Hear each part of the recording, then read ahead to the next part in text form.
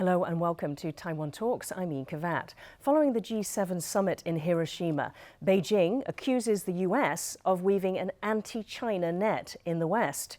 With me to discuss this are Kristy Tsun Tzu Hsu, Chung-hua Institution for Economic Research Taiwan-ASEAN Studies Center Director, and Sana Hashmi, Taiwan-Asia Exchange Foundation Postdoctoral Fellow, as well as Alexander Huang, Kuomingtang, International Affairs Director and Representative to the US. Kristy, Sana, Alexander, very warm welcome to the show today. Joe Biden has made another statement of support for Taiwan in the event of a Chinese invasion. He was speaking at a press conference at the final day of the G7 summit in Hiroshima. The one China policy, which says everybody kind of forgets. Now, I mean, you all know, but the public kind of forgets that it says that neither country, China or Taiwan, neither territory can independently declare what they're going to do. That we're not going to tell China what they can do. We're going to continue to put Taiwan in a position that they can defend themselves. And there is clear understanding among most of our allies that, in fact, if China were to act unilaterally, there would be a response. Alexander, what did you make of Biden's comments on Taiwan? I think this is yet another very clear message that President Biden sent to not only Beijing and Taipei, but also around the world, that the United States, even with a general strategic ambiguity policy, but it has been more and more clear on its position over Taiwan, which is that no party across the Taiwan Strait can unilaterally change the status quo. And the United States will keep that promise while embracing its own one China policy. This is make it very clear, or some people put it as the most clear ambiguity so far, as we say. Okay. Sana, how about you? Does Biden go even further in mentioning allies? How did you read that part? No, I definitely agree with Professor Alexander. And I feel there's no departure from the past, because this has been the policy from the US side. There definitely is strategic ambiguity, that's very much there. But the policy is that there should no unilateral change in the status quo. So definitely. But how about the allies? He says that there's a unified, there would be a response. No, definitely the platform was very unique. It was just after the G7 summit, and of course there was an outreach to non-G7 partners. There was India, there was representation from Global South, from a lot of countries in the Global South. So of course G7 countries are unison, there is consensus with respect to Taiwan, but I think there was a message to countries from the Global South as well that Taiwan is an important issue and China really cannot change the status quo. Alexander, before we go into the communique, we did play, the full bite from Joe Biden at the press conference, and the reason for that is because, he's a plain-speaking man. Yes. He called Taiwan a country. How big is that?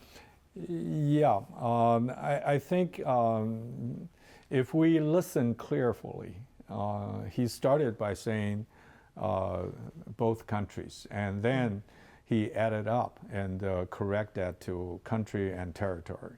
So I think he is a very sensitive person. He knew that if he did not correct that, it will become another news probably will cover his original intent. So I believe that at least we know that the United States maintain its long-term position and has no intention to change that. Let's move now to the communique itself, the joint declaration.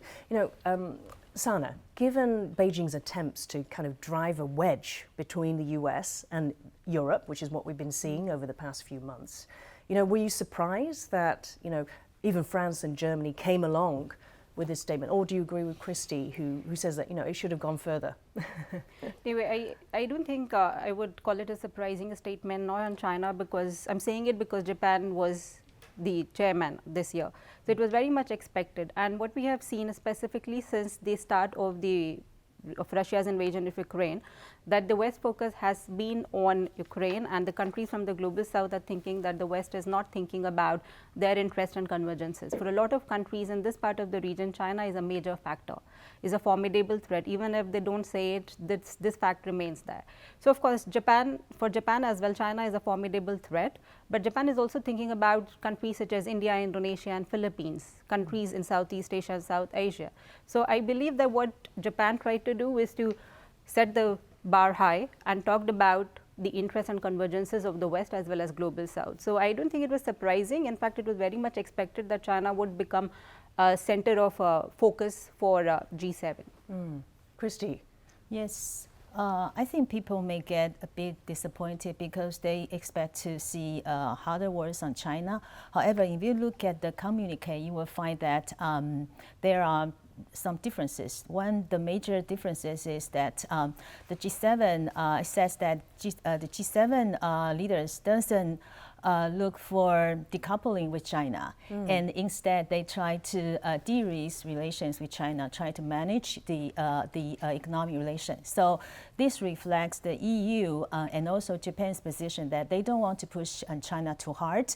And though China is not satisfied with the de-risking and saying it's an anti-China work, however, I think this de-risking stance is pretty much different from Trump administration as well as from Biden administration. And the second thing is that they also, in this communique, they also put a lot of emphasis on this critical material. And this is, again, the concerns of the US and also the Europe. And they try to emphasize they need to work collectively to ensure that there will be resilient and also sustainable supply of critical material.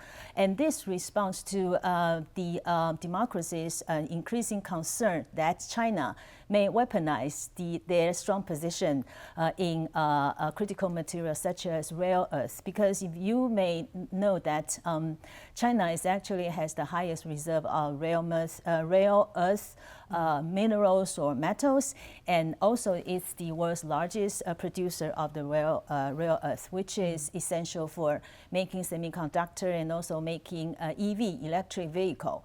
And also the third point raised by in this communique is to see this WTO reform, which is again showing the different position between China, between the U.S. and also EU, and also of course for the first time that they put Pacific Island nations in this community. So you say that in terms of the UN reform, there's a difference in position between the US and the EU for this WTO reform, because you know that US is actually the one that made WTO stop to operate because they couldn't agree and support the appellate body member. But EU and also Japan support to have a stronger WTO that can have, for example, a dispute settlement mechanism that can be used by every WTO member. So at least in this part, and also the de-risking, and actually that shows the difference between the US and also Japan and EU. And in this regard, Europe and Japan actually on a more cautious side, trying to put more balance, in terms of addressing China. Alexander, anything you want to pick up there in terms of what Kristy said? Well, I think this year's G7 is a very useful reference for a lot of long-term observers and looking at the great power competition and the rise and fall of influence by different traditional powers. The United States made concessions and compromise. The Europe and the Japanese and try to strike a balance and make a more multilateral forum work better. But at least we do not see decoupling and decoupling being changed to de-risking is a compromise, but it is not cooperation either. So I think it's the middle of the road. My reading is that the G7 members believe that they need to bring things back to order, and they must reach a consensus, and each country would have to give up something in order to have a unified stance on a more urgent challenge such as Russia and China. So you agree with Sana and Kristy that actually the expectation was to go even harder on China, but that wasn't the case. Right. From the outside and recent competition, we thought that it will be stronger. But we also understand for every reasonable observer that every country's national interest is not 100% overlapping with the other. So that would be the reality. Sana, we're going to hear a bite now. I want to play a soundbite from Rishi Sunak. Do you think that the UK Prime Minister went further than his colleagues in terms of what he said? Let's see what he said in one of his speeches. Some in his own party have been urging him to go harder on China, including Liz Truss, who of course was in Taiwan recently. So let's take a look. China poses the biggest challenge of our age to global security and prosperity. They are increasingly authoritarian at home and assertive abroad.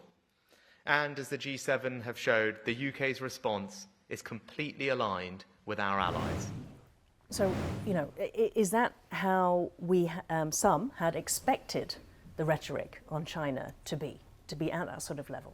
I think this was very much expected from the UK. Now it is trying to project its own strategic identities within the Indo-Pacific region, and we have seen it since the announcement of AUKUS.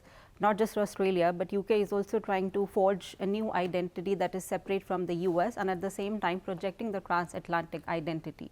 So I think it's a part of wider objective of the UK, and I think it's just a way of projecting the identity specifically after Macron's comment. That China is a threat to us and we need to work towards that. So I think it's just a part of that thing. But of course, I don't think it was very much expected, not from the UK, but and it from was a former chancellor, from a former, Yeah. So I don't think it was very much expected, but in the context that now they're trying to project the unity, transatlantic unity, I feel that it's something that's very much there. Kristy, tell us about your reaction to it's called the Coordination Platform on Economic Coercion. Basically, this committee or this common policy on China's economic coercion. How big is this that they're actually setting this up? Yes, I think coercion, economic coercion from China or other country, namely Russia, has been one of the focus since last year. And then the communique this year put this as one of the focus. However, I would say that if you look at the wording of this part, it says that they will work collectively to fight against the economic coercion, and by exchanging information, sharing experiences according to their own domestic legislation. So this means that they will be working together, but they will not, at least from the wording, it appears that they will not take advantage of any collective measures, because so you're saying it's not being the offensive sort of yes, economic more kind NATO of more kind of collective position. Because if you take Europe and also Japan's position in WTO, and anything unilaterally is against WTO. And I think Japan and also EU will make sure that this kind of collaboration will not violate WTO law. So by having that kind of platform, is actually trying to collect all this information, all these methods, and all these measures that China have been using against European individuals or Lithuania, Australia, yes, and Taiwan. also to individuals, organizations, or state, so that they can have better information sharing and know how to respond. Alexander, on the last question in this section, the Biden also mentioned that he believed that we would soon see a thaw in the U.S.-China relationship. Maybe actually having Blinken's visit to China go ahead, or maybe him actually speaking to Xi Jinping. How did you read that? Given the quite unified, the unity on G7 towards China. Do you think that we will see a thaw? I think if we focused on the United States, we need to be very vigilant about the impact of domestic American politics on its foreign policy choices and behavior. For a long-term observer, the United States domestic politics did and has played a role in its relationship with Beijing. I believe that with the APEC summit in mind, which will be held in San Francisco in the United States later this year, and the primary of the next presidential election coming up in early 24, I think it's about time, in the summer, that the United States started to find ways to better manage its relationship with Beijing. And is one of those things sort of lifting sanctions on the Chinese Defense Minister, Li Shangfu? Yeah, I would not make it a conspiracy or sort, because generally Shangfu, as a person, does not really violate any American domestic law. It was his position previously in the armament department that the practice had enraged the United States. That caused him, as a person, being a subject for sanction. I think the United States also understand that since China has appointed General Li Shangfu as the defense minister to manage an even larger picture of strategic competition, a dialogue between defense ministers are a must. So there should be some adjustment and reasonable adjustment. Sana, is that a reasonable adjustment to lift the sanctions against this man? No, definitely there is an attempt to restart the dialogue with China and from the US side as well, but I think the conditions should be met, and I think coercion and whatever China is demanding is just not going to be accepted, and I think this was one of the takeaways from G7 summit. Okay. Now, Ukraine's President Volodymyr Zelensky was the surprise guest at the G7 summit. Together with Japan's President Fumio Kishida, he lay a wreath at the Hiroshima Peace Memorial Park to remember victims of the US atomic bomb attack during World War II. Responding to media questions, Zelensky drew parallels between Hiroshima in 1945 and Bakhmut today. Саме нагадують мені, абсолютно нагадують Бахмут і інші такі містечки. Абсолютно. Нічого живого немає, всі будівлі зруйновані, немає розуміння навіть, де вулиця, де будівля. Тобто це просто абсолютна, тотальна руйнація. Нічого немає, людей ніяких немає. 10 years ago, Russia was the 8th member of the G8 before being expelled from that group of nations after its invasion of Crimea in Ukraine in 2014. In 2023, it was Ukraine that took the group's 8th seat on the final day of the summit. Kristy, let me come to you first. How powerful is the symbolism of Volodymyr Zelensky traveling from a country at war to Hiroshima, which was obliterated by war nearly 80 years ago? Yeah, I think he has been a very important guest to G7, as well as he attended some other important occasion. So if you read the response from Japanese people, I think that they think that Japan has achieved a great success in holding this G7. So that actually helped Kishida. However, I think that Ukraine is not a member yet. It's just an ad hoc guest because for G7, for example, they have invited like G20 members, India, Indonesia, and also Vietnam was invited, and also some other countries. So I think that the Ukraine was invited to this special event because Japan and other countries want to highlight the importance of Ukraine, try to reach a momentum in their support for Ukraine. However, it's not yet a member. I don't think that it's going to continue continue to be the guest to G7 5 or 7 years from now. So it's a temporary guest. Maybe it depends whether the Ukraine war is still ongoing. If you talk about the 8th or 9th member of the G7, I don't think Ukraine is on the list. Okay.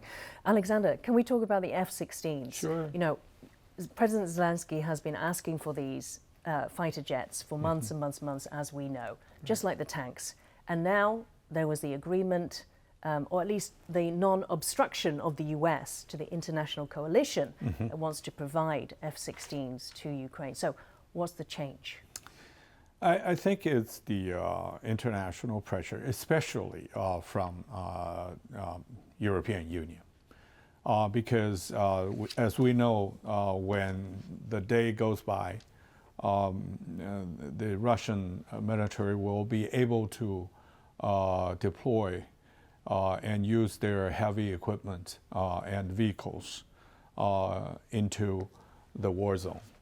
And the Ukrainian forces need extra power to deal with a possible strengthened Russian military actions.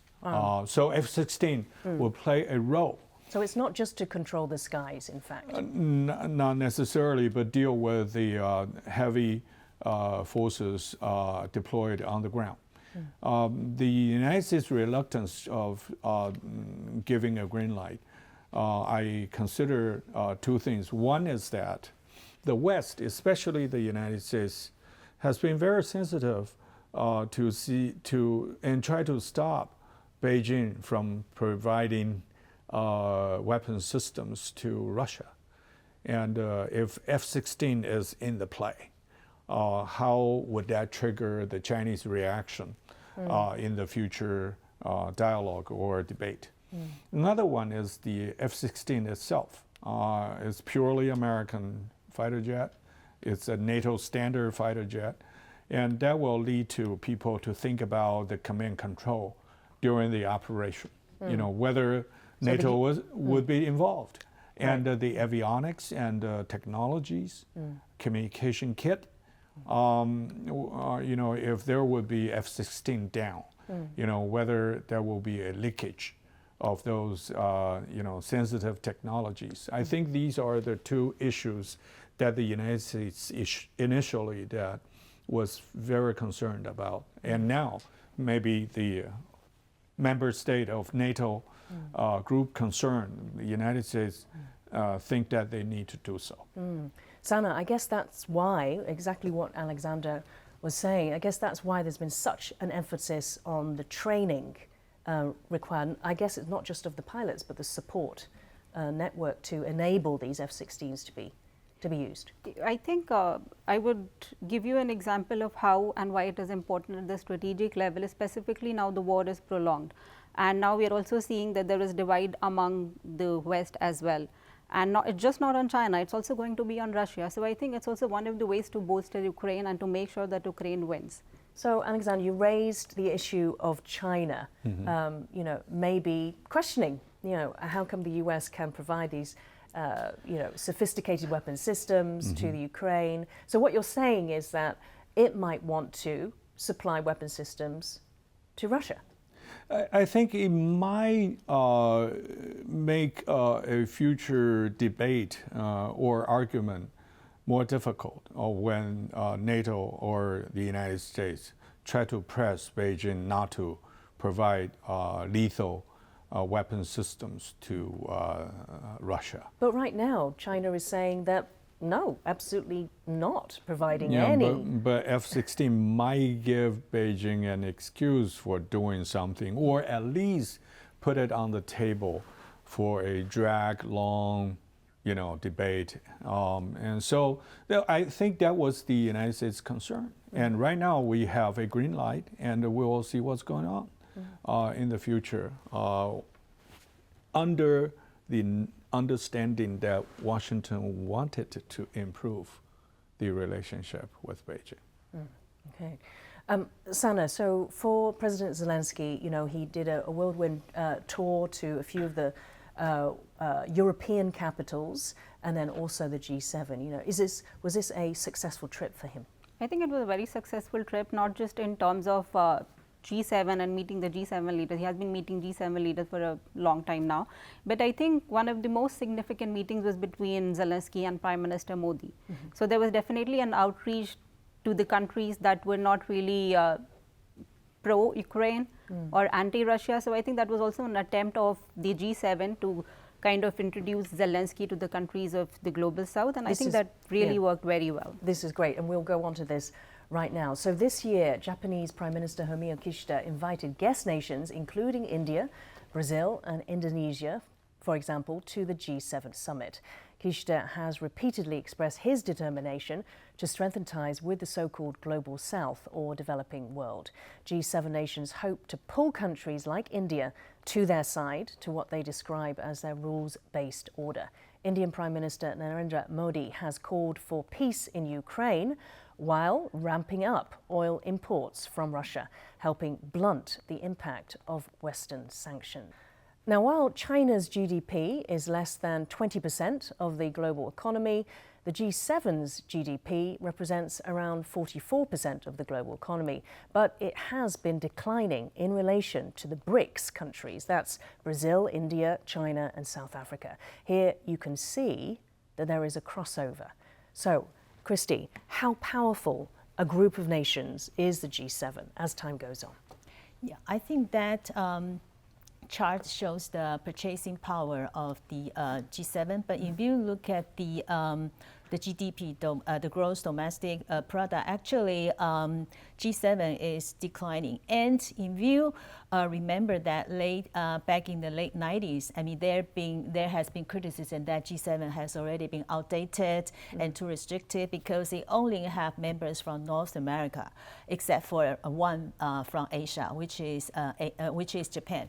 So that's when the group of 20 country was established. And then in the past year, actually, the group of 20 actually have been able to represent voices from the broader developing country. And if you look at this economic scale, I can give you the number because in the year 2021, the group of 20 represents around 43% of the global GDP, while the G7 represent only about 30% of global GDP. And then it is forecasted that until the 2027, and then the G7 GDP will decrease by about 2%, while the G20 will increase by about 2.5%. That means G7 has to do something to regenerate its influence. That's why they address so much about having the global south and trying to work with the developing countries. So that is one reason. And also they have to reflect the concerns and also voices of developing countries. I think that's one of the points already appear in this communique. Otherwise, G7 will continue to be criticized. Sana, you spoke about the very important meeting between Zelensky and Modi of India, and ahead of his attendance, Prime Minister Modi said that he would work to amplify the voices of the developing world, of the global south. So what do you think his message was to the G7? I think if you look at the trend, India is actually has emerged as a leader of global south, and that this is not something that has been just projected by India. But Modi was in PNG recently, and the leader of PNG also said that India is indisputably the leader of global south. And I think this is also more prevalent when Biden could go to PNG. And so I think more attention has been given to India. But what India has been also doing is not just talking about it as not a mere gesture. India is actually engaging, respecting and listening to the interest and concerns of the countries from the global south. So I think that's very important. And this is more important when there is this prevalent feeling that the West is not really concerned about the interests of the global south. So a big country has to talk about their interests, and India is doing exactly that. Alexander, so we can see very clearly, from the graph that we showed, from the statistics that Kristy gave us, that the importance of the G7, or the so-called advanced nations, are declining, whereas countries India, China, South Africa, Russia, Brazil, Zelensky managed to meet, as Sana said, with Prime Minister Modi, but not Lula Silva of Brazil. What sort of message does that send? I will not read too much into it, who he spent more time. But talking to Prime Minister Modi is very important because India is a country that becoming more and more influential, not only population-wise, but its position in connecting the developed country and developing country. And Prime Minister Modi is a smart person, and he knows that this is a good timing for India to show its ability to work with many. And I believe that the Zelensky also made a very smart move as well. This is not only a non-alliance policy of India ever since its establishment, but also a Western countries address the issue of Chinese rights. And Japan also wanted, the reason why Prime Minister Kishida invited those not only reflect to the rise and fall of GDP, but also a geopolitical extension of the G7 in dealing with a rising China. So I hope I did not read too much into it, but I think it's a geopolitically sensitive and meaningful act. I mean, these things are kind of interlinked, isn't it? The economic power and the geopolitical power of countries. Kristy, in the joint statement, the G7 committed to, I'll quote, increasing the cost to Russia of its invasion of Ukraine and those supporting its war efforts. So what do you make of India? You know, we said that it's increased its oil imports, it's taking advantage of cheaper, oil and becoming one of the biggest buyers in the world next to China. How can it do that, as well as say that they are for peace, that they will do everything to support Ukraine? I think that has been an issue not only with India, but also with other, for example, Southeast Asian countries like Vietnam, for example. Vietnam also depend very much on Russia in terms of trade, in terms of investment, and in terms of weapon supply. So I think the G7 still has to address that. To increase costs for those who support Russia. I think mainly points to China. And while for India, I think India has made it very clear that at least in the near future, India is not going to change the way it deals with Russia. At least, I mean, it still depends on energy from Russia and also the weapon supply. So I think the G7 has to make some distinction, not to put India and also Vietnam on the same group as China. Okay, that very interesting point there. Sana, do you think that there is a danger of doing exactly what Kristy said, of countries like India and Vietnam being lumped together with China? I think different countries have different interests and concern. I won't call India sitting on the fence, and Prime Minister Modi was the one who actually came up with the phrase that now is not the era for war, and that was adopted by G20. So what India follows is strategic autonomy, and what we also have to see that for a very, very long time since the Cold War, Russia has been the largest defense partner as well as oil exporter to India, and no one really saw the war coming. But how do you change the trend in just 1 year?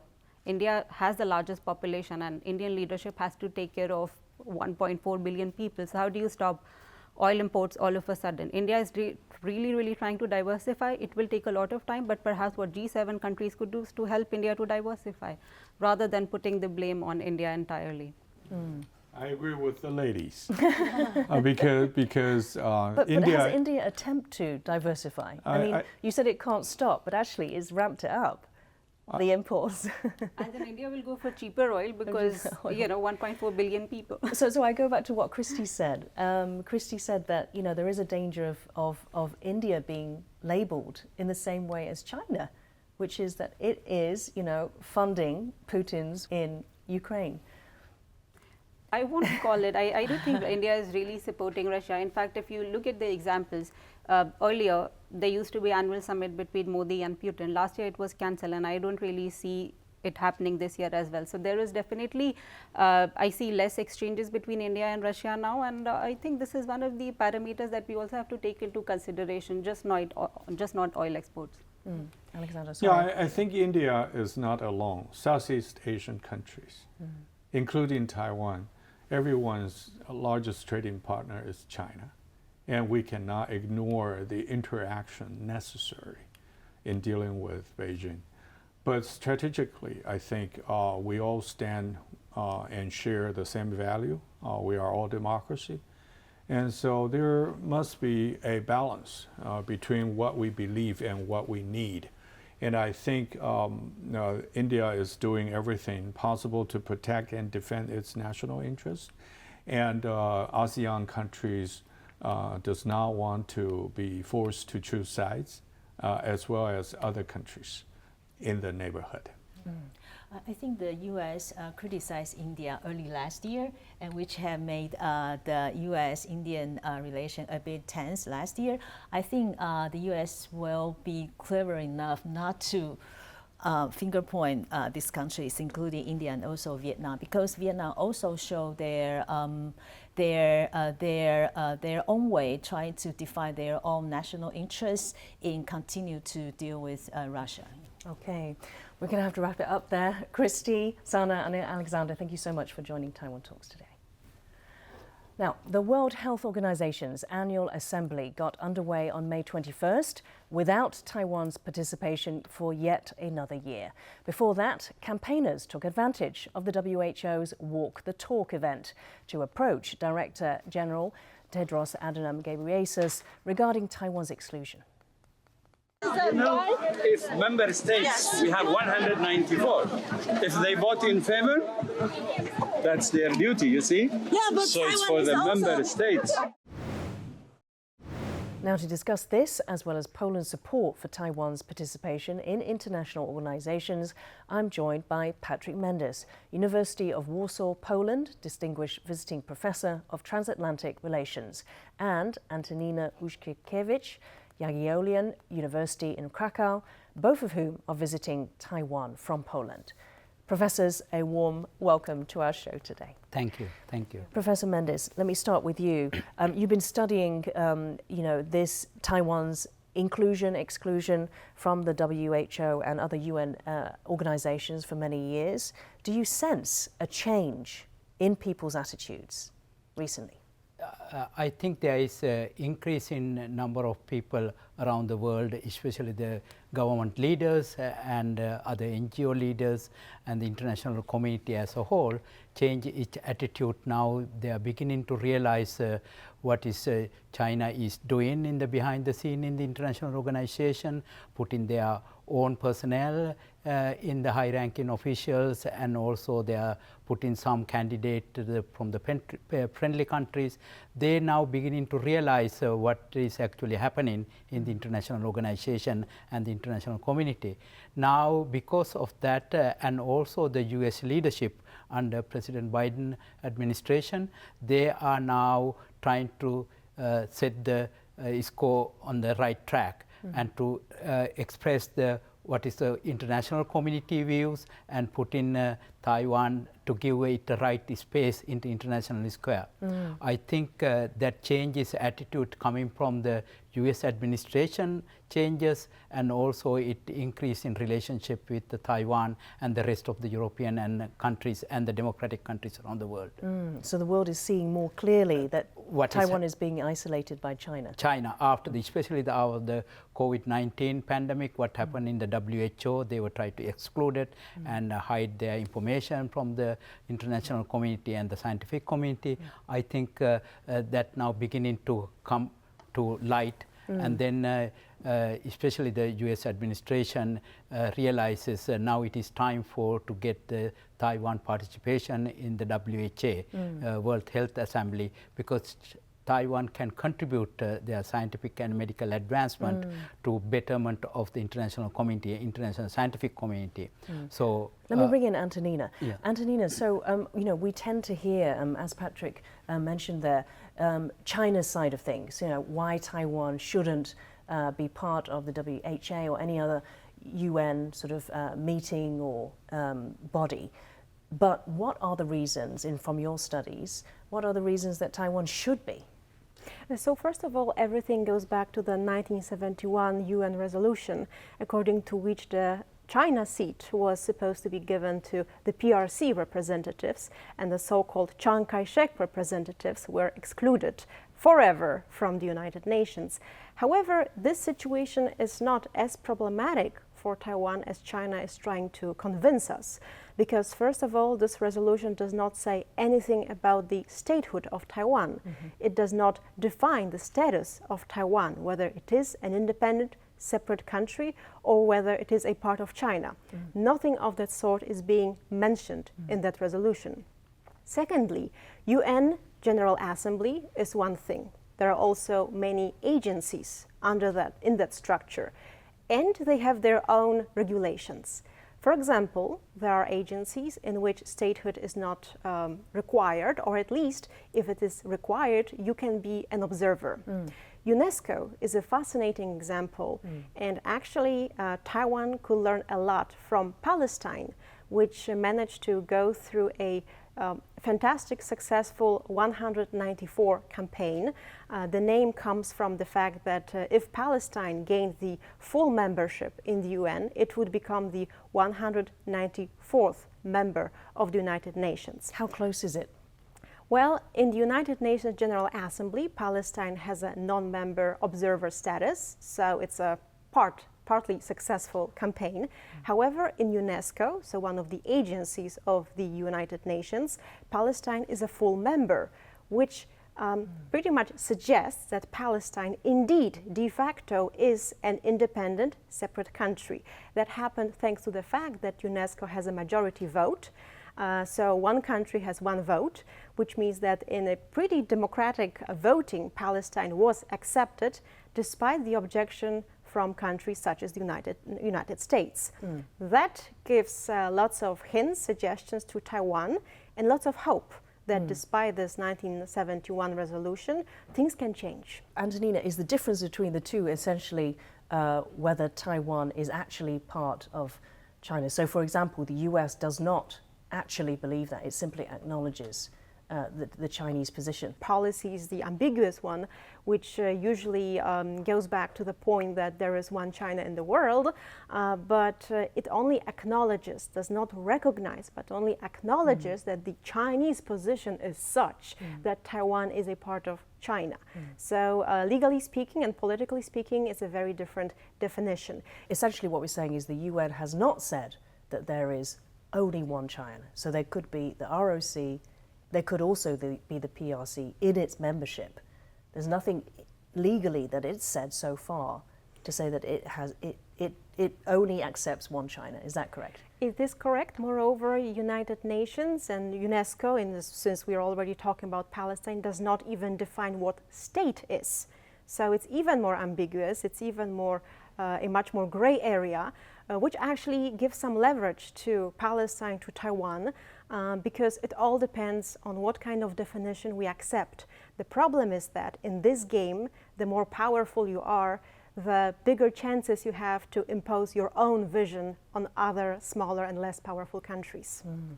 Professor Mendes, let's get on to Poland, which is where your research is. We've got 1 minute left. Why should Poland support Taiwan in your view? Because Poland has its own legacy of 123 years of no country. And then now we have a country and the communist regime, and now it's a democratic, shining democracy in the Eastern Europe. And then if you wanted to preserve and protect and champion for the democratic ideals that Poland is supposed to advocate in. They should advocate the principles and the values of democratic ideals. So therefore, I think if democracy wanted to prevail, all the democratic countries around the world support another shining example of democracy in the heart of Asia. So that is why this, whether you want to live on a dictatorship or autocratic society, or do you want to live in freedom, that is the question that one needs to ask at the end of the day. Antonina, do you want to add on to that? It's actually a very practical question because, first of all, Poland is pretty much disappointed with promises of China about economic investments related to the BRI. But just like other countries of Central and Eastern Europe, Poland did not get as much as it used to expect. That is why you can observe that Poland is slightly shifting towards some pro-Taiwanese tendencies. But the biggest game changer is Russia's attack against Ukraine. And therefore Poland's only reasonable option is to be close to NATO alliance, to European Union, and that means democratic alliance. And that means being against Russia and by default also going against communist China, which officially is a neutral country, but we all know very well that silently China is supporting Putin's regime. And what is Poland's relationship with China? How would you frame that? It used to be pretty good. As I said, when the BRI was announced, there were lots of promises. Which is the about Belt and Road Initiative. Belt and Road Initiative. There were lots of promises from China about investments in Poland. However, just like in the Czech Republic, in Slovakia and Lithuania, all these promises were not fulfilled. Plus, you have big doubts about transparency of Chinese projects and several other issues, which actually opens up a new window of opportunities for Poland-Taiwan cooperation. For example, a few months ago, we established a joint working group on semiconductors. There is still a long way to go, so Poland is not as brave as Lithuania or Czech Republic. However, definitely we do have a window of change. Patrick, very final question. So can Poland, or how does it navigate, how does it maintain its, I guess, the economic relationship with China, but also help to support Taiwan? First is Poland need to ask which side you are going to be on, and which is you are in the NATO alliances with the democracies or with the US as a leader in the free world, or you want to align with Russia because of economic sustenance. But as Antonina mentioned, all the promises made is not fulfilled. You can see the Belt and Road Initiative around the world. There are debtor nations like Sri Lanka and also the Zambia and a number of other 13 countries. And there are reports that in 2 months' time, Pakistan become another debt nation and Mongolia in 8 months. So this is the question is they are promising certain things, and at the eventuality is that these countries become a debtor nation and obligated to subject to the Chinese wishes because they don't have any other options. What was its economic development names through the BRI is not fulfilled in these countries. Thank you very much. Patrick and Antonina, thank you for your time today. Thank you. Hello, I'm Ian Kavat of Taiwan Talks. If you liked our show, please search for us on YouTube, give us a thumbs up and hit subscribe to our channel. Feel free to leave us any feedback in the comments section.